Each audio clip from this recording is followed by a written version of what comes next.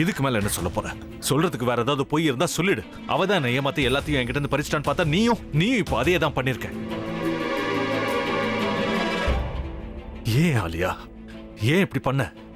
இந்த உலகத்துல பாட்டிக்கு அப்புறம் நான் யார் மேலேயாவது உயிரையே வச்சிருக்கேன்னா அது ஊ மேலதான் உனக்கு தெரியாதா?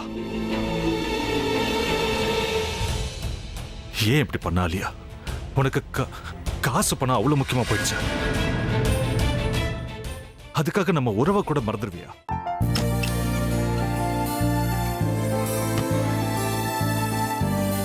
சக்தி சக்தி, ஒரு நிமிஷம்.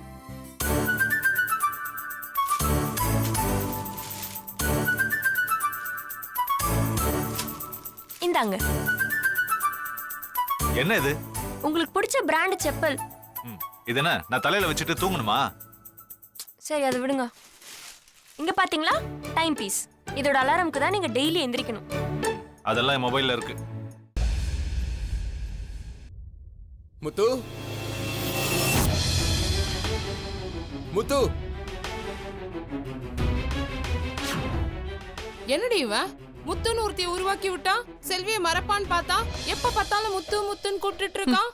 முத்துவ கூப்பிட மட்டுமா செய்யறான், முத்துவ வச்சு என்னென்னமோ செய்யறான். நாம தான் இழிச்சவாய் மாதிரி வேடிக்கை பார்த்துட்டு இருக்கோம்.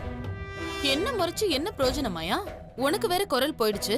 அடுத்து அவ செல்விய கூப்பிட்டானா என்ன பண்ண போற? உன்னுடைய விருப்பப்படியே நீ ராமநாத வீட்டு மருமகளா வாழ போற.